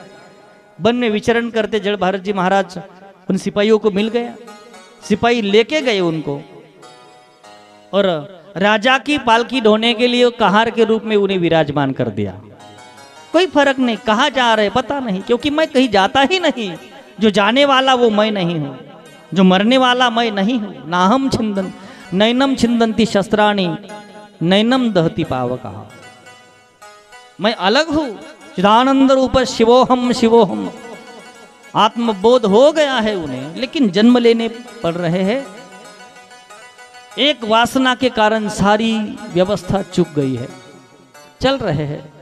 लेकिन ये भाव है कि मुझ में वो जो है वही चराचर में व्याप्त है। तो चींटी को देख के चलते हैं नीचे, अगर चींटी पाँव में आ जाए तो उछल पड़ते हैं। तो मुझे बताइए, पालकी ढोने वाला कहार अगर उछल पड़ेगा तो पालकी में बैठे हुए आदमी का क्या होगा? राजा को सिर को लग गया, अरे क्या कर रहे हो? वो कहार बोलने लगे, महाराज हम तो ठीक से चल रहे हैं, हम तो प्रशिक्षित कहार है, लेकिन ये जो नया लगाया है ये बंदर की तरह उछल पड़ता है। फिर से आगे चले, फिर चींटी आई, फिर उछल पड़े। राजा को क्रोध आया, राजा ने तलवार खींची और कहा मैं तुझे मार दूंगा, तू मुझे पहचानता नहीं, तेरे कारण मुझे लग गया है सर में, मैं तेरा वध कर दूंगा, मैं तुझे मार दूंगा। आज तक किसी से नहीं बोले महाराज, 16 साल की उम्र हो गई है, आज तक किसी से नहीं बोले। महाराज जड़ भरत आज पहली बार बोले, राजन तुम किसे मारने वाले हो? जिसे मारोगे तो वो मैं नहीं हूं, मैं मरने वाला नहीं हूं। और जिसे आत्मज्ञान हुआ है उसकी वाणी बहुत मीठी होती है, उसके बोलने में बहुत मिठास होती है। बहुत प्यारा उपदेश किया रहुगन को महाराज भरत महाराज ने, बहुत प्यारा उपदेश किया। महाराज मैं तो मरने वाला नहीं हूं। उनका उपदेश सुन के प्रसन्न हो गए।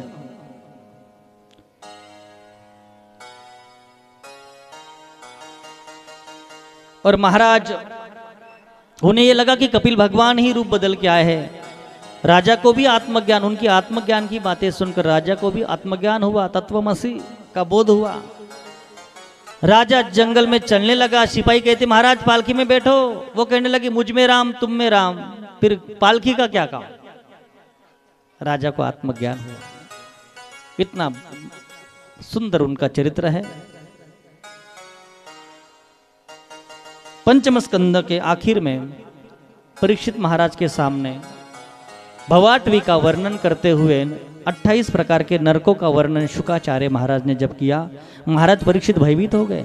महाराज परीक्षित कहने लगे, महाराज इस नरक का इतना मत वर्णन करो, मुझे डर लगने लगा है, क्योंकि पाप अनजाने में भी हो गया होगा। तो आप बोलते हैं कि थोड़ा सा भी पाप हो जाए तो नरक में जाना ही पड़ता है। तो महाराज कृपा करके बताइए, कोई प्रायश्चित नहीं है जीवन में? अगर अनजाने में कुछ पाप हुआ होगा तो प्रायश्चित कर्म है कुछ? सुनिए महिलाएं, यहाँ पे हम गृहस्थी लोग हैं, संसारी लोग हैं, हम खेत में भी जाते हैं तो हमारे पैरों तले चींटी मरती है, कुछ ना कुछ तो हम हमारे से मरता ही किसान है हम। तो ये काम कीजिए, जीवन में 5 यज्ञ कीजिए, घर में 5 यज्ञ करना चाहिए, 5 जीवों का यज्ञ करना चाहिए। परमात्मा उनमें भी विराजमान है जो आपके सामने है। पहला यज्ञ है गौ माता को, पहली जो रोटी होती ना वो गौ माता के लिए निकालो। दूसरी बात, आपके द्वार में जब कुत्ता आता है ना, कुत्ते को रोटी डालो, 2 हो गए। तीसरे, आपके खेत में अगर कुआ बावड़ी होगी तो उसमें जो मत्स्य होते ना, मछलियां, उनके लिए गेहूं के आटे का छोटा छोटा सा टुकड़ा करके डालने का। चिड़ियों के लिए पानी, उनके लिए दाना, ये आपको रखना है। और 5वीं बात जो आपके घर में बहुत रूप से विराजमान रहती, चींटियों के लिए शक्कर डालनी है। ये 5 जीव यज्ञ अगर आप हर दिन घर में करते हो तो भागवत नारायण को साक्षी रह के मैं कहता हूँ, 1 साल के अंदर आपके घर में शांति प्रस्थापित हो जाएगी। आपके घर में भगवान की कृपा बरसनी शुरू हो जाएगी। ये 5 जीव यज्ञ अगर आप करते हो तो हमारे हाथों से अनजाने में हुआ पाप भी क्षालन हो जाता है, भगवान की कृपा का मार्ग खुला हो जाता है। ये भागवत में कहा है 5 जीव यज्ञों का विषय। और फिर ये नहीं हो सकता तो सबसे बड़ा प्रायश्चित एक ही है। बोले कौन सा? सबसे बड़ा प्रायश्चित एक ही है, केचित केवलया भक्त्या वासुदेव परायणः अघम धुन्वन्ति कार्ष्णेय निराहारमिव भास्करा। केचित केवलया भक्त्या, भगवान का नाम ही प्रायश्चित है। भगवान का नाम जो आप चिंतन करते हो, स्मरण करते हो, हर दिन भगवान के नाम का जप करो। भगवान के नाम का जप करने से हरि उच्चारणी अनंत पाप राशि जाति ललयाक्षी क्षण मात्रे। हरि नाम का जप करो। हरि नाम के जप से जीवन में हुआ सब पापों का हरण हो जाता है, इसलिए हरि नाम का सुमिरन करो। हरि का भजन करो, हरि है हमारा। हरि का भजन करो, हरि है तुम्हारा। गाइए सब लोग, हरि का भजन करो, हरि है हमारा। हरि का भजन हरि है हमारा। ताली की सेवा करेंगे सब लोग, ताली बजा के। हरि नाम का जप करने से सारे पाप चले जाते हैं। हरि नाम गाने वाला, हरि नाम गाने वाला। ऐका ना, भजन करताना टाळी नाही वाजवली तरी चालेल, पण वरती हात करून मोकळ्या मनाने। जब माणूस वरती हात करतो ना तो मोकळ्या मनाने, इको कमी वरती हात करणे म्हणजे मन मोकळं करणे, बरं का। मी सांगतो ना, जय जय राजे म्हणताना सरळ हात झाले का समजून घ्यायचं मोकळ्या मनाचा माणूस आहे। आणि काही जण असा समजली गुडाच पटरा ना खाली मोकळ्या मना। तुम्हाला माहिती द्रौपदीला साडी कधी पुरवली देवाने? द्रौपदीने जेव्हा वरती हात केले ना तेव्हा परमात्मा, तुम्ही चित्र पाहिले असेल, द्रौपदीने वरती हात केले तेव्हा देव साडी रूप झाला, अंबर अवतार झाला। तुम्हाला एखाद्या बाईला 3 मुलं राहावे समजा, वरती हात करण्यामागचं शास्त्र सांगतो, लक्षात ठेवा आता 2-3 दिवस. एखाद्या बाईला 3 मुलं आहेत, एक लहान आहे, एक दुसरीला जातो, एक त्याच्यापेक्षा लहान आहे बालवाडीला जातो, आणि एक अजून लहान आहे तो जेमतेम बसायला शिकलाय. झालं काय, 3 पोरी एक खडी रडायला लागल्या. मोठाला विचार काय पाहिजे रे, मला शाळा माझा आणायचं दप्तर नाही सापडी राहणार. आईने त्याला दप्तर दिलं. अजून काय पाहिजे, मला खेवानी गाडी पाहिजे. आईने त्याला गाडी देऊन दिली. त्यानं रडणं बंद होईल, दप्तर लिहिून शाळा म्हणून घ्या. अंगणवाडीवाला रडी राहता, काय पाहिजे तुले, मला खाऊ पाहिजे. आईने फ्रीजमधून पेढा काढला, त्याला देऊन दिला, डब्यात टाकून तो शाळेत निघून गेला. तिसरा रडत होता, जो नेमकाच बसायला शिकला होता, रडत होता. आई त्याच्याजवळ गेली, काय पाहिजे बेटा. त्याने लगेच आईला मिठी मारली, आईच्या जवळ येऊन गेला, चढण्याचा प्रयत्न केला. आईने त्याला मांडीवर बसवलं, मुका घेतला आणि सांगितलं, बेटा मला राहणंच आहे, स्वयंपाक बाकी शेतून पप्पा इला तीन दुपारले, आता इथलं बडं काम मन मागे घेतला, काम शेत, घरी पुसणं शेतच, घरी जाणं शेतच, धोणं असे काम करते बेटा, बस ना खेळणार. आईने त्याला खेळणी दिली, गाडी, खेळायची गाडी, खुडकुडा, खावानं देणं, खेवानं देणं, त्यानं पुढे ठीक देणं बटा. पण पोराने काय कर माहिती का, बट फेकी देणं. आणि ती उठीन कामले गेली, हे वरती हात करीन रडायला लागले. रडताना यांनी वरती हात केले. मला एक प्रश्नाचं उत्तर द्या, वरती हात करून रडण्यामागे काय अर्थ आहे? काय, का बरं वरती हात करा ना तो बोल्या. मला तू ना खाऊ नको, तू खेळणी नको, मला तू म्हणजे मला तुझी गाडी नको, तुझा बंगला नको, मला खायलाही नको, आता काहीच नको, बंगला नको, गाडी नको, फक्त कोण पाहिजे? फक्त आई पाहिजे. तसं देवाला, ज्याला देव पाहिजे असेल ना, गाडी बंगल्यावर कोण, गाडी बंगलेवालेच मरतात. वरती हात करायचे भजन करताना, बस ज्याला देव पाहिजे त्यांनी वरती हात करायचे, आणि ज्याला गाडी बंगला पाहिजे त्यांनी बी वरती हात करा, भेट जाई ना. हरि नाम गाने वाला, हरि नाम गाने वाला, हरि का है प्यारा, हरि का भजन करो, हरि है हमारा, हरि का भजन करो, हरि है हमारा.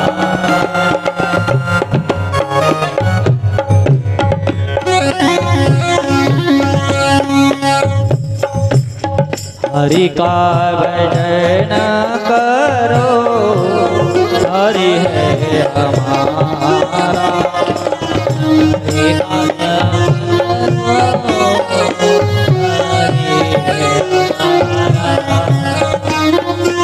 ओ हरि नाम गाने वाला,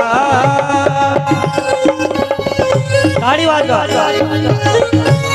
हरि नाम से तेरा काम बनेगा, हरि नाम से तेरा काम बनेगा, हरि नाम ही तेरे साथ चलेगा, हरि नाम ही तेरे साथ चलेगा. हरि नाम गाने वाला, यही हरि करुणा सिंधु, यही हरि करुणा सिंधु, नमो बारंबार. हरि का भजन, हरि है हमारा, हरि का हरि है हमारा. सर्वांनी गाडी वाजून जय जय राधा रमण, जय जय राधा रमण, जय जय राधा रमण, जय जय राधा रमण, जय जय राधा रमण, प्यारे राधा रमण, जय जय राधा रमण, जय जय प्यारे रमण, जय जय राधा रमण, बोलो राधा रमण, जय जय राधा रमण, जय जय प्यारे रमण, जय जय राधा राधा, जय जय राधा राधा, गाड़ी जय जय राधा राधा, जय जय राधा राधा, जय जय राधा रमण, प्यारो राधा रमण, जय जय राधा राधा, प्यारो राधा राधा, जय जय राधा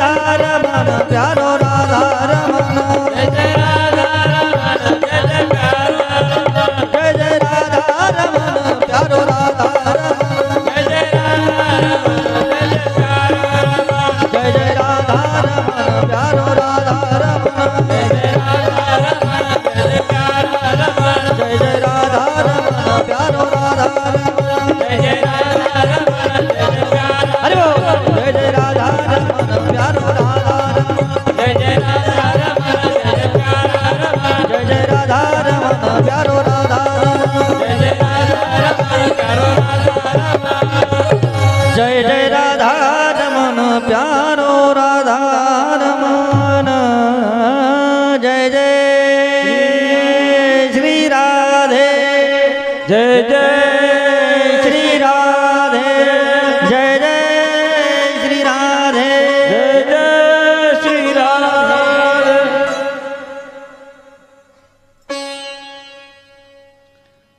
अजामिलोपाख्यान भगवान का नाम कितना बड़ा प्रायश्चित है। कन्नौज नाम के गांव में कान्यकुब्ज गोत्र में अजामिल नाम का एक ब्राह्मण था, जो पहले ब्राह्मण था, वेद पाठी था, लेकिन एक स्त्री को, एक वेश्या को उसने वेश्याचार करते हुए देखकर ब्राह्मण की दृष्टि खराब थी, ब्राह्मण बिगड़ गया, उस वेश्या को अपने घर लेके आया। आगे उसे कोई पूजा पाठ नहीं उससे कोई करवाता नहीं, तो उपजीविका के लिए वो अजामिल बहुत बड़ा डाकू बन गया, लोगों को लूट के घर में लेके आता। एक दिन की बात है, सुनिए, 10 मिनट में कथा विराम होगी, जरा प्रेम से सुनिए, भाव से सुनिए। अजामिल एक दिन बाहर गया था, उसके गांव में संतों की जमात आई।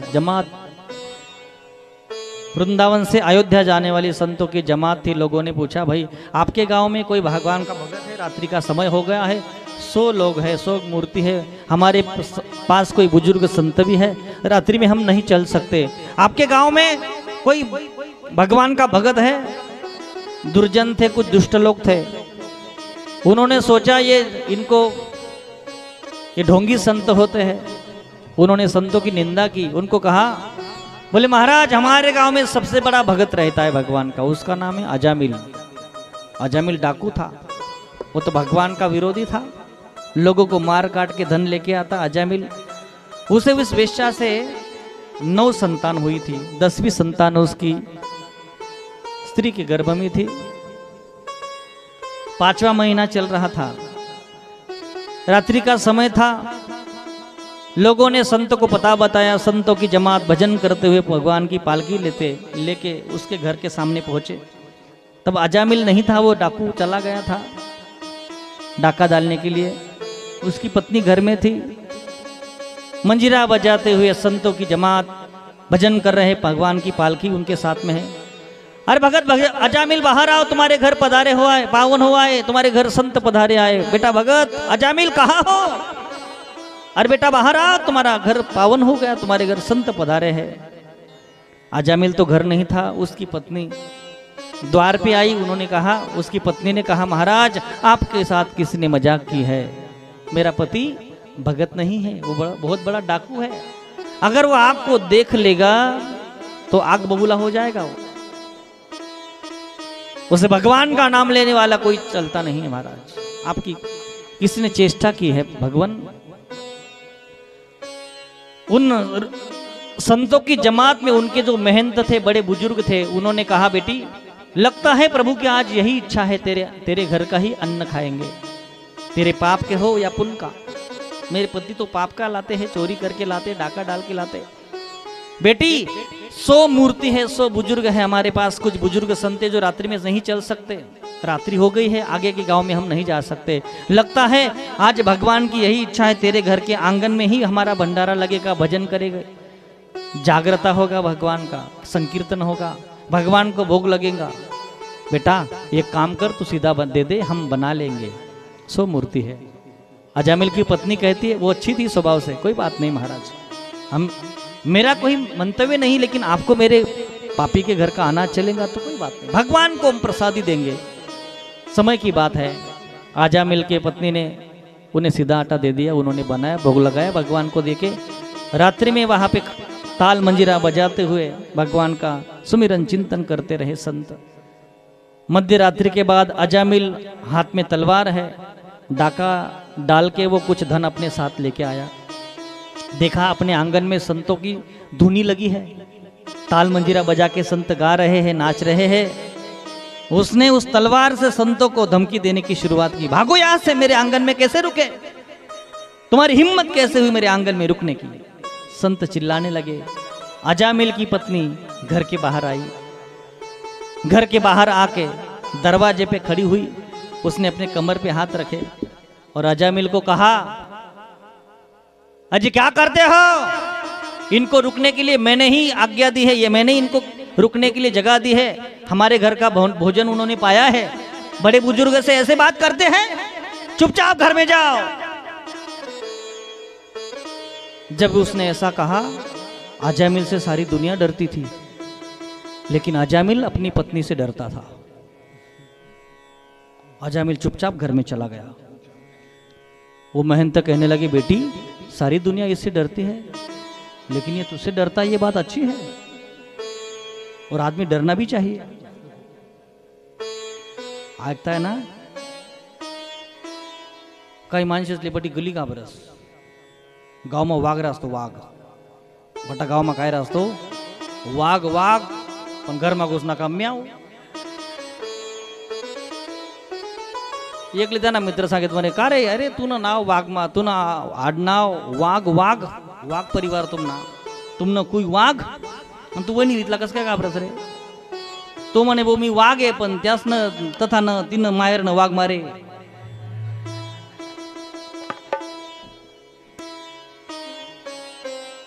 बोलता घाबरतोस काही लोक, हो अवघड राहत। अजामिल डरता था उससे। सुबह जब संतों की जमात चलने लगी, अजामिल की पत्नी कहने लगी महंत से, महाराज और कुछ सेवा? नहीं बेटी, तेरे पति को बुलाओ। अजामिल की पत्नी कहती, महाराज उसे मत बुलाओ, कुछ काम का नहीं वो, कुछ काम का नहीं वो, जान दो उसे क्या करता। बोले नहीं बेटा बुलाओ, यजमान है हमारे। उसे बुलाया गया और संतों ने अपनी झोली आगे धर दी। बेटा जहां हम रुकते हैं हमारा यही है, हमें दक्षिणा दिए बगैर हम नहीं जाते। संतों को दक्षिणा के बगैर उनकी पूजा अधूरी है। अजामिल कहने लगा, उनको आंखें तान के कहने लगा, महाराज तुमसे मैंने कुछ छीना नहीं, यही मेरी दक्षिणा है, भूतों से ही पूत मांगते हो। अजामिल की पत्नी अजामिल को कहती है, अजी ऐसी बात करती बुजुर्ग से, वो क्या मांग रहे हैं, क्या चाहिए? बोली, मुझे बोलिए महाराज जी आप। बेटा कुछ नहीं चाहिए, 10वीं संतान जब तुम्हारी होगी उसका नाम नारायण रखो। उसका नाम नारायण रखा गया।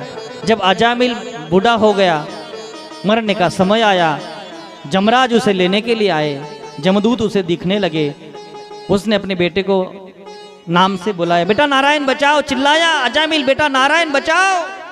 तभी विष्णुदूत जा रहे थे, उन्होंने देखा हमारे प्रभु का कोई नाम ले रहा है और यमराज के दूत उसे नरक में ले जाने की कोशिश कर रहे हैं। यमदूत और विष्णुदूतों के बीच में युद्ध हुआ। अजामिल सब देख रहा था। यमदूतों से विष्णुदूतों ने बहुत बड़ी लड़ाई की, यमदूत परास्त हो गए और विष्णु के दूत पार्षद यमदूत मार खा के वापस आ गए। अजामिल का प्राण नहीं ले सके वो। अजामिल जीवित रहा, वो देखता रहा। उसके बाद अजामिल का जीवन परिवर्तन हो गया, वो अंतिम समय तक भगवान का भजन करते रहा। लेकिन ये हुआ, यमदूत विष्णु भगवान यमराज के पास वापस आए, बोले महाराज हमें कितनी तकलीफ हुई, हमें मार खा के हमें मारा उन्होंने। बोले क्या हुआ? हम उस पापी को लेने गए थे नरक में डालने के लिए, लेकिन वहां पे उसने मरते समय अपने बेटे का नाम लिया, तो उन्होंने कहा कि हमारे भगवान का नाम ले रहा है। यमराज बोले तुम कितने भाग्यवान हो, मेरे प्रभु के पार्षदों का दर्शन तुमने किया है। बोले महाराज अब ये बताइए किसको लाना और किसको नहीं लाना। बोले जो भगवान का मरते समय नाम लेता है उसे नरक में नहीं लाना, उसने कितना भी पाप किया हो। दूसरी बात, जो भगवान की कथा सुनता है उसको नहीं लाना, जो भगवान के कथा कीर्तन में आनंद लेता है उसे नहीं लाना। सुनिए, जो भगवान के कीर्तन में नाचता है उसे नहीं लाना। और एक बात, जो भगवान की कथा में सो जाता है उसे भी नहीं लाना, क्योंकि घर सोने से अच्छा कथा में सो जाए, थोड़ी तो कथा उसके पल्ले पड़ेगी। इस प्रकार से अजामिलोपाख्यान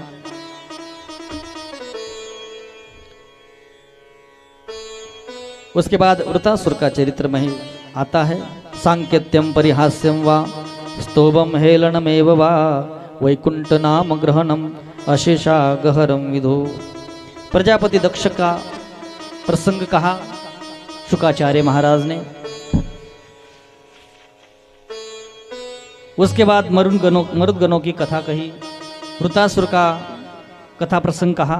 वृतासुर का कथा प्रसंग जब चल रहा था तब सवाल पूछ लिया परीक्षित महाराज ने, भगवान राक्षसों को क्यों मारते हैं? भगवान में भेद कैसा? अगर भगवान भेद करते तो उन्हें भगवान कैसे? समप्रिय सुरदि ब्रह्मन भगवत इंद्रस्यार्थे कथम दर्शा विषमो यथा इंद्रस्यार्थे कथम दैत्यान हंतायाम विषयो विषमो यथा। भगवान ऐसा क्यों करते हैं? भगवान में भेद क्यों है? बोले भेद नहीं है। जब शिशुपाल परमात्मा ने शिशुपाल को मारा, उसकी ज्योति सबने देखा, कृष्ण में समा गई। तुम्हारे दादाजी ने देखा शिशुपाल दंतवक्र, उनका जो अवतार हुआ हिरण्यकश्यप हिरण्याक्ष, वो तीसरा उसका अवतार था हिरण्यकश्यप। वराह अवतार लेके भगवान ने हिरण्याक्ष का वध किया। हिरण्याक्ष हिरण्यकश्यप के लिए भगवान ने नृसिंह अवतार धारण किया। रावण कुंभकर्ण के लिए राम अवतार धारण किया और शिशुपाल दंतवक्र के लिए कृष्ण अवतार धारण करके परमात्मा असुरों को दर्शन देखे, क्योंकि असुर भगवान का चिंतन करते हैं, उनकी विरोधा भक्ति होती है। बोले महाराज मुझे प्रहलाद जी की कथा सुनाइए। बोले कयाधु हिरण्यकश्यप की पत्नी थी। 10,000 तक मेरू पर्वत पर उसने तपस्या की। तपस्या करके ब्रह्मा जी से वरदान मांगा। ब्रह्मा जी प्रसन्न हो गए, क्या चाहिए भक्त? उसने कहा मुझे दिन में मरण नहीं चाहिए, रात्रि में नहीं चाहिए। मैं ना दिन में मरूं ना रात में मरूं। मैं जमीन पे ना मरूं, आकाश में ना मरूं, घर में ना मरूं, घर के बाहर ना मरूं, पशु से ना मरूं, आदमी से ना मरूं, शस्त्र से ना मरूं, अस्त्र से ना मरूं, सजीव से ना मरूं, निर्जीव से ना मरूं। अनेक वरदान उसने मांग लिए। ब्रह्मा जी कहते तथास्तु। मेरे परमात्मा ने ब्रह्मा जी के वरदान की लज्जा रखते हुए ऐसा अवतार धारण किया, लेकिन प्रहलाद की भक्ति उस अवतार में दिखाई दी। कयादु को जब इंद्र ले जा रहा था, नारद जी की सन्निधि उसे गर्भावस्था में मिली, इसलिए गर्भावस्था में संस्कार हो गए। हिरण्यकश्यप के 4 पुत्र हो गए, लाद, अनुलाद, संलाद और चौथी संतान है प्रहलाद। और जब भक्त प्रहलाद जब पहली बार बोले, क्या बोले? नारायण नारायण। हिरण्यकश्यप को पता चला कि उसका पुत्र नारायण शत्रु का, उसके शत्रु विष्णु के नाम लेता है। हिरण्यकश्यप ने उसे समझाया, बहुत बार समझाया, लेकिन वो भगवान का नाम लेता है, उसे बुरा लगा। हिरण्यकश्यप भगवान का नाम किसी को नहीं, जो भगवान का नाम लेता था उसे मार देता था हिरण्यकश्यप। आखिर में शंडामर्क जो शुक्राचार्य के शिष्य थे, शंडामर्क जी, वो बोले कि महाराज इसे गुरुकुल में डाल देते हैं। राक्षसों का गुरुकुल, वहां राक्षस के बच्चे पढ़ते थे, उस गुरुकुल में डाल दिया प्रहलाद जी को। 5 साल का प्रहलाद जब उस गुरुकुल में गया है,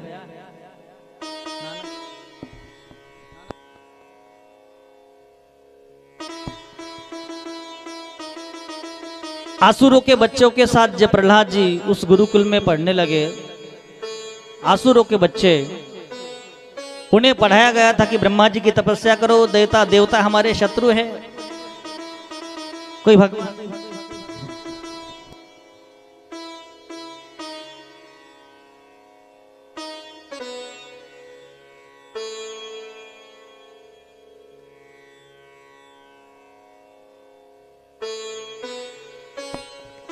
बापू ती जागा मोकळी करून द्या समोरची, तुम्ही बसले ती जागा फक्त बस तिथं बसू द्या त्यांना, खाली बसवा तिथे गोल रिंगण करून त्यांना।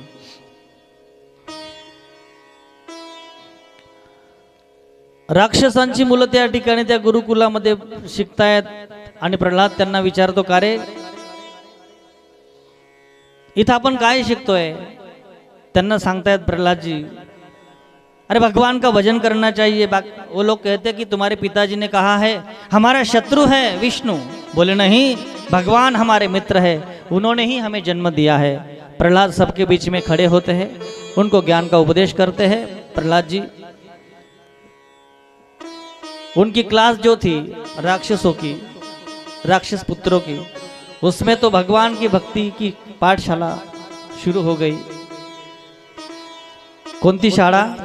शाळा माहिती ना तुम्हाला? मराठी शब्द कोणती शाळा? मराठी शाळा। विठ्ठल नामाची शाळा भरली, विठ्ठल नामाची शाळा भरली, शाळा शिकताना, शाळा शिकताना तहान भूक हरली, विठ्ठल नामाची, विठ्ठल नामाची शाळा भरली, विठ्ठल नामाची शाळा भरली, विठ्ठल नामाची शाळा भरली, शाळा शिकताना तान दुखरली, शाळा शिकताना तान दुखरली, विठ्ठल नामाची शाळा भरली, जय हो।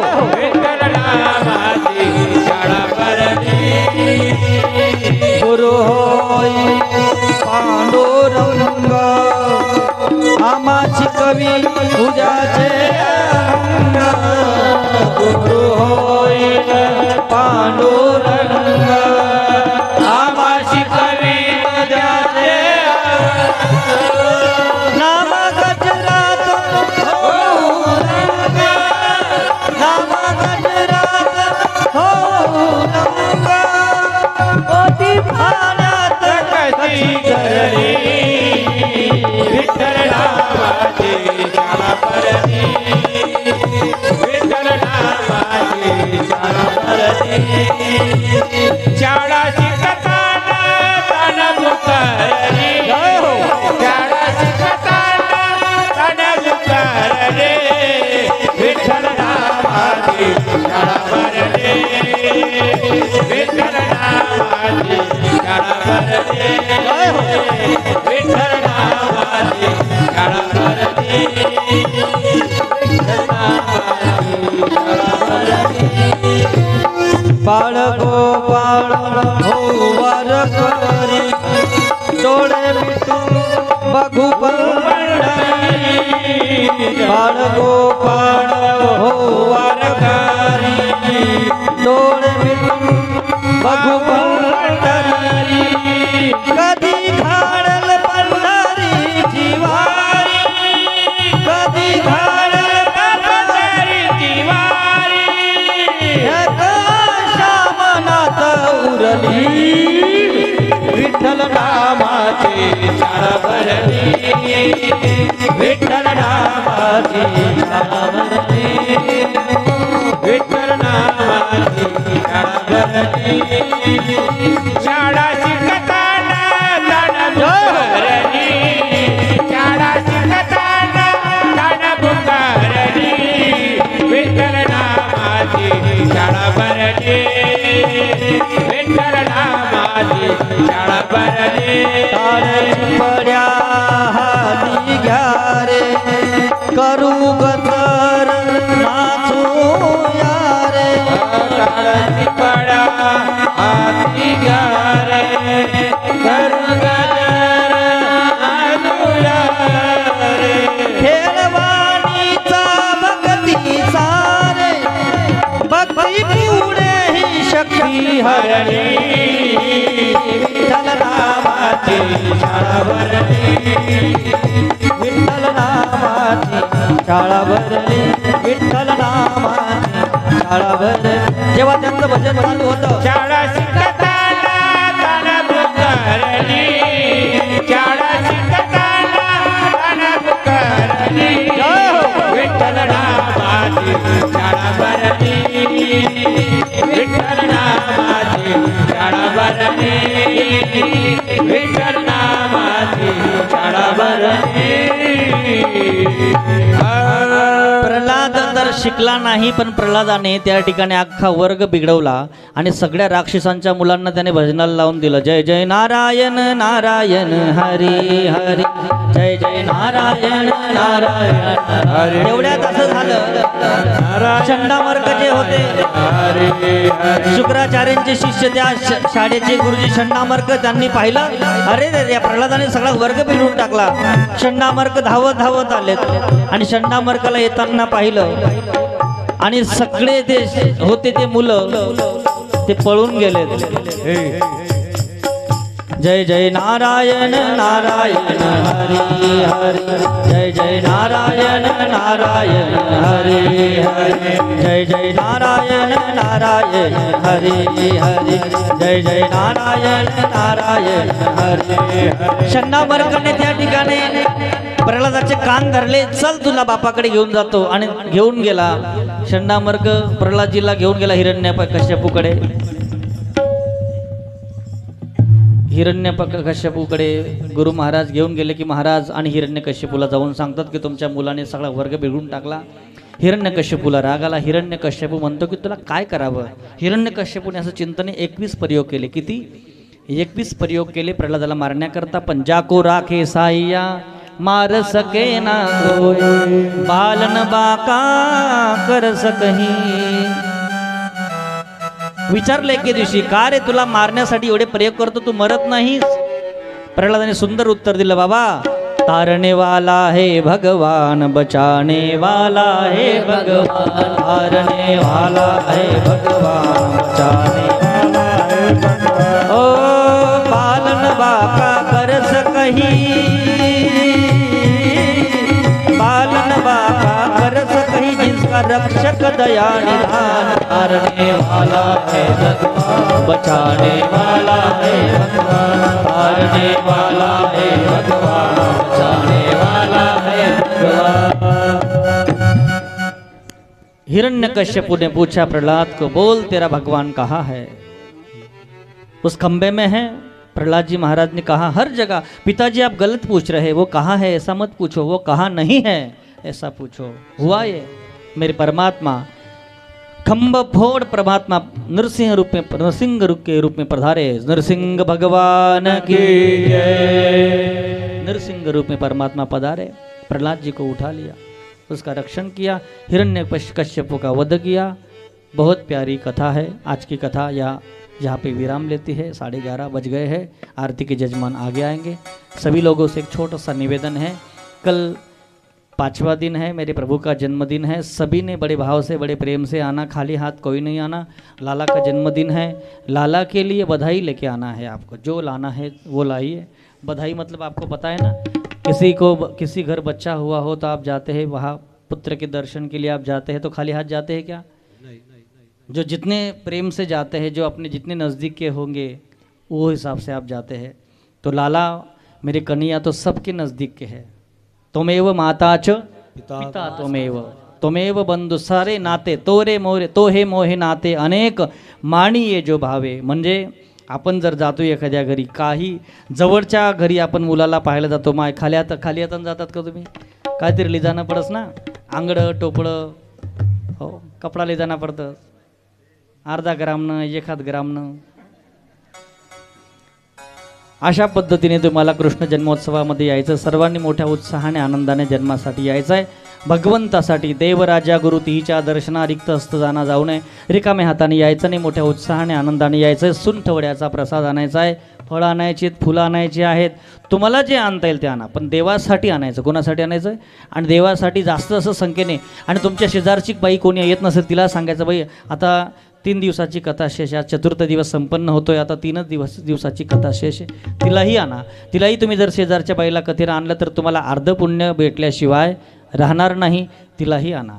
शेजारची बाई येत नसेल तर तिला सांगा, महाराज 2 किलो साखर वाटी राहणं म्हणा, पण आणा. सर्वांनी मोठ्या उत्साहाने आनंदाने या. उद्या मोठ्या संख्येने आपण याल. या ठिकाणी पाळणा सजवला जाईल. ज्यांना मुलबाळ नसेल त्यांनी पाळणा हलवला. त्याच्यात नारळ ठेवावं लागतं. येताना नारळ घेऊन या. नारळाच्या त्या ठिकाणी चुट्ट्या काढायच्या, शेंडी राहू द्यायची, त्याला स्वस्तिकचं चिन्ह बांधून चिन्ह काढून त्या ठिकाणी एक वस्त्रामध्ये बांधून नारळ आणायचं आहे. ते नारळ पाळण्यात ठेवलं जाईल. तेच नारळ त्या बाईच्या ओटीमध्ये ग्रंथावरून ठेवलं जातं. त्यानुसार त्या ठिकाणी ग्रंथावरची फुलं अक्षता टाकून आणि संकल्प केला तर नक्कीच मूलबाळ नसलेल्या बाईलाही मूलबाळ होतं. भगवंताची कृपा, पण भाव असला पाहिजे. भावनेने तुम्हाला यायचं, पाळणा हलवायचा आहे.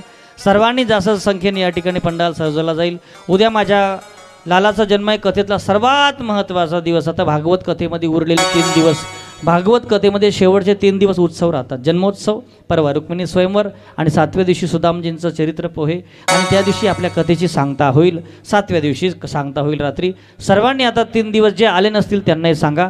जास्त संख्येने आपण याल ही अपेक्षा व्यक्त करतो. धन्यवाद.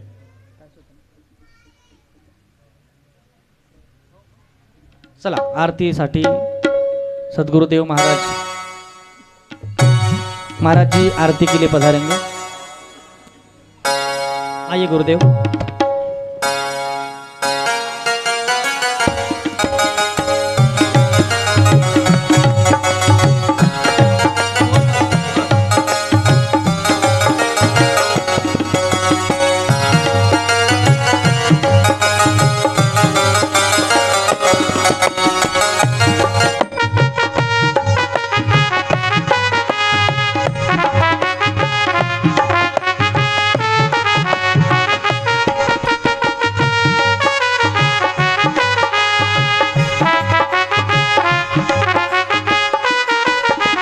भागवत भगवान के है आरती, पापियों को पाप से है तारती। श्री भागवत भगवान की है आरती, पापियों को पाप से है तारती। ये अमर ग्रंथ, ये मुक्ति पंथ, ये पंचम वेद निराला, नव ज्योति जगाने वाला है।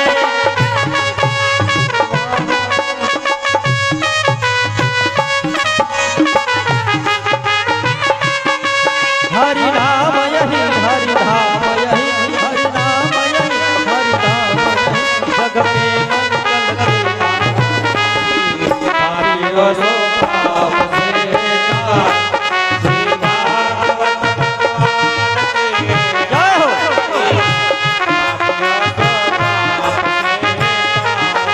ये शांति गीत पावन पुनीत पापों को मिटाने वाला, हरि दर्शन कराने वाला है।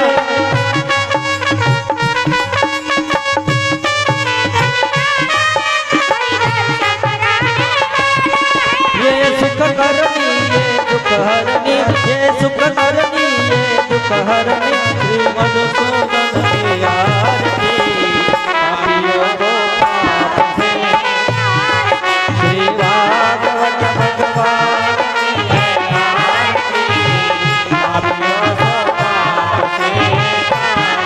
ये मधुर बोल सतपंथ खोल, सन्मार्ग दिखाने वाला है, बिगड़ी को बनाने वाला है।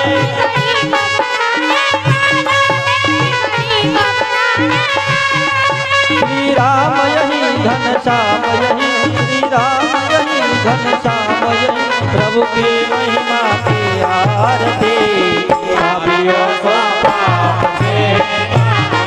श्री भागवत भगवान की है आरती, पापियों को पाप से। पापियों को पाप से आरती, पापियों को पाप से। कालीन लोटांगन मलिन चरण,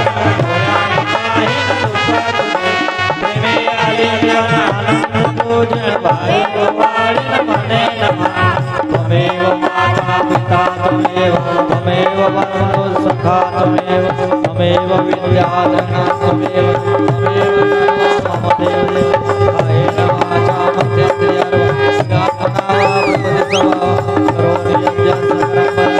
नारायण नाम जपं अच्युतं केशवं राम नारायण दामोदरं वन्दे श्रीराम धर्माधवं गोपिका वल्लभं जानकी नायकं हरे राम हरे राम